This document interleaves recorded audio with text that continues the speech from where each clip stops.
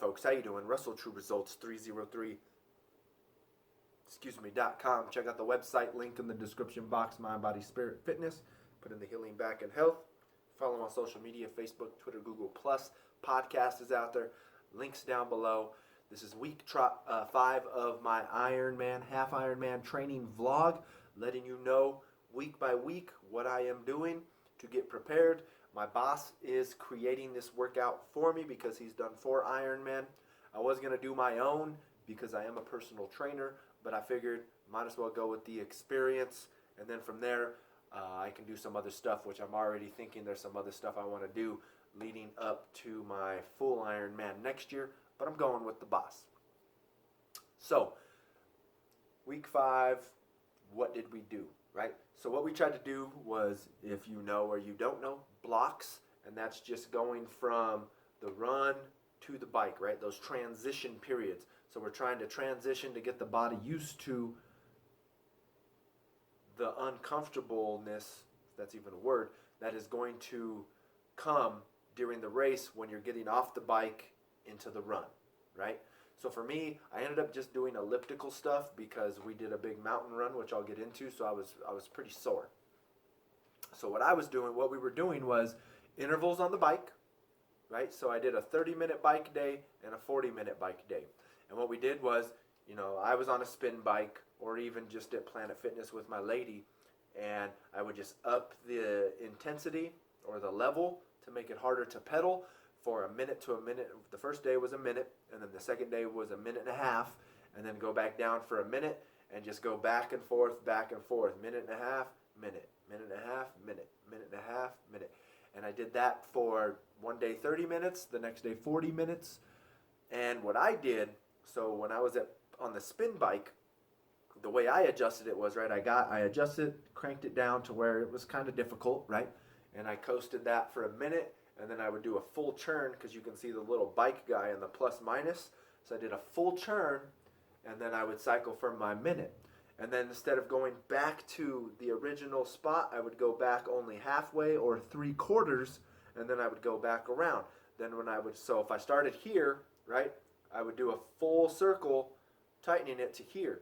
But when I would go back to a quarter of the way, right? So the next one, I would spin it all the way around till it was here. Then when I spin it back around, I would spin it back around till I was here. Does that make sense? Then from here, I'd go from here all the way around to there, then I'd only come back to here.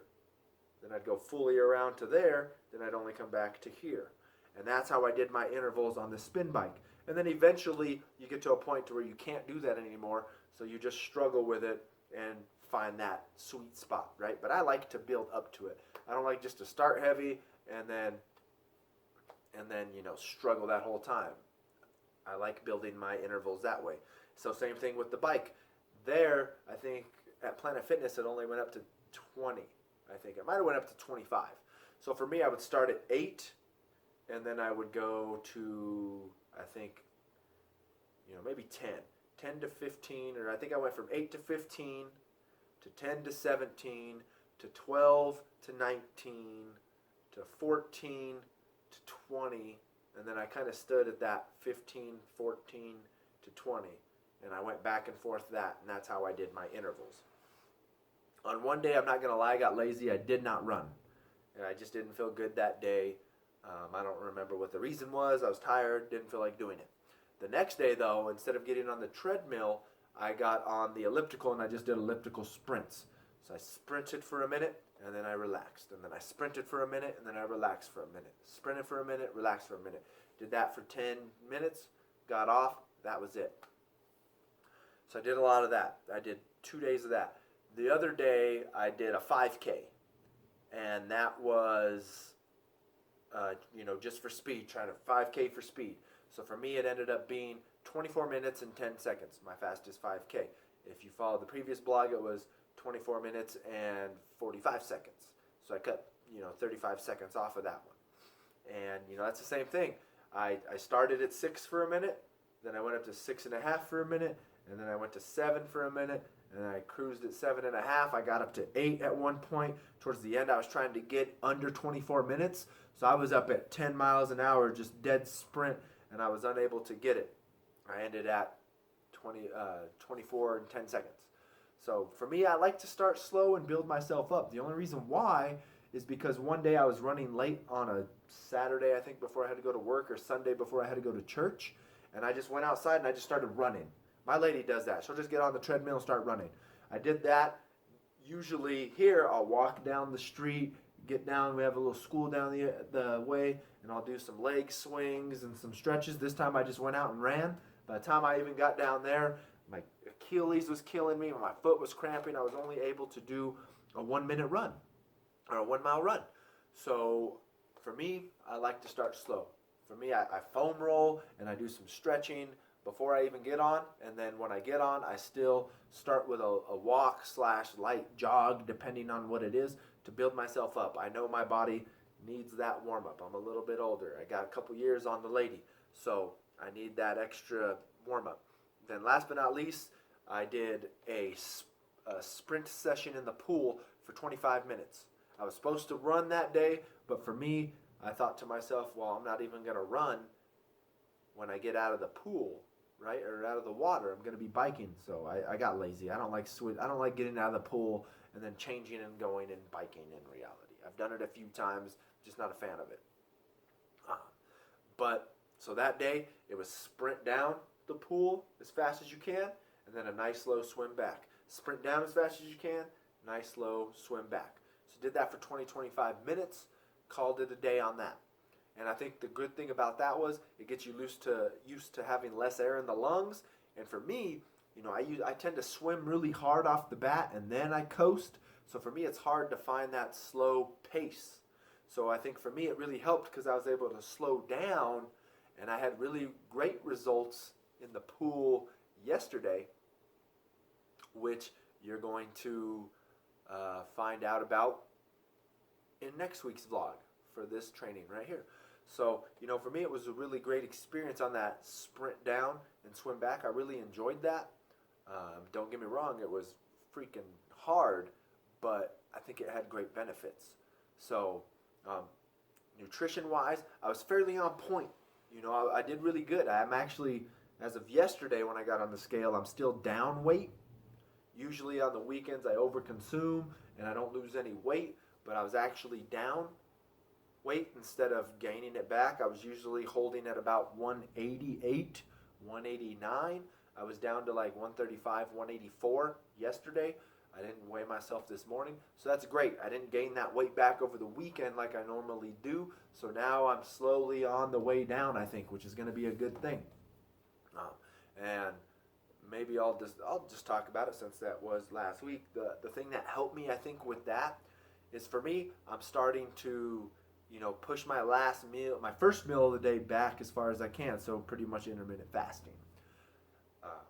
Even my big swim I had yesterday, which we'll talk about next week, I did that swim at about noon, and I didn't even eat until after that swim.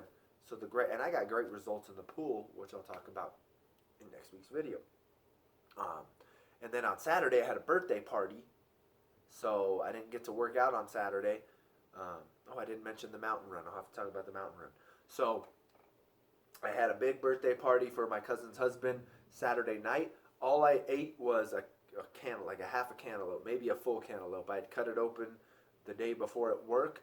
That's all I ate. And then when I got there, I had, I think 2 hamburgers, 2 brats or hot dogs, chips and guacamole, but I didn't eat anything all the way till then. That was 5:30 at night.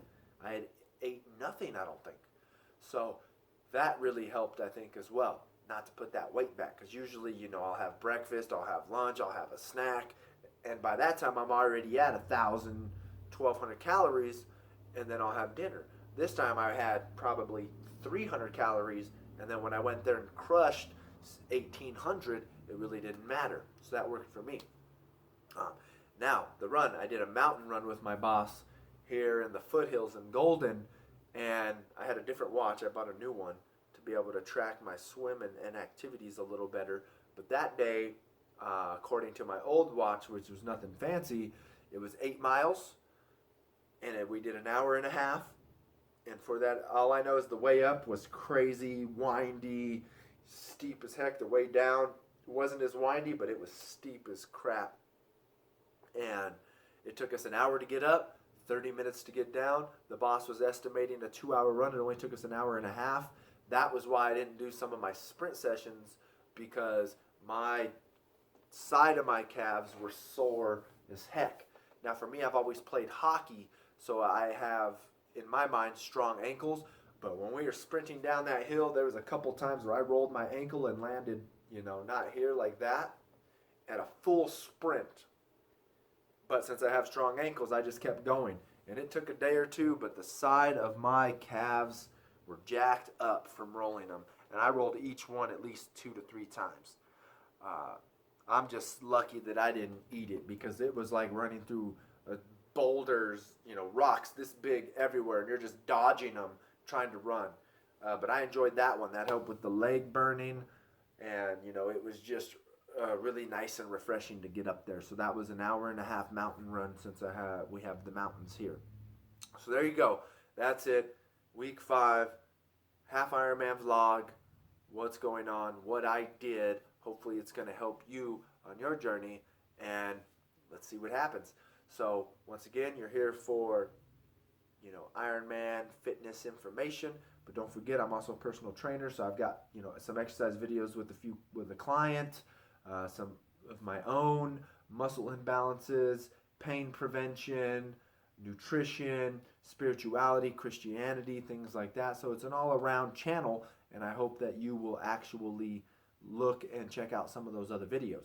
So don't forget to follow on social media, Facebook, Twitter, Google+. The podcast is out there as well. Subscribe to this channel. Share and like these videos.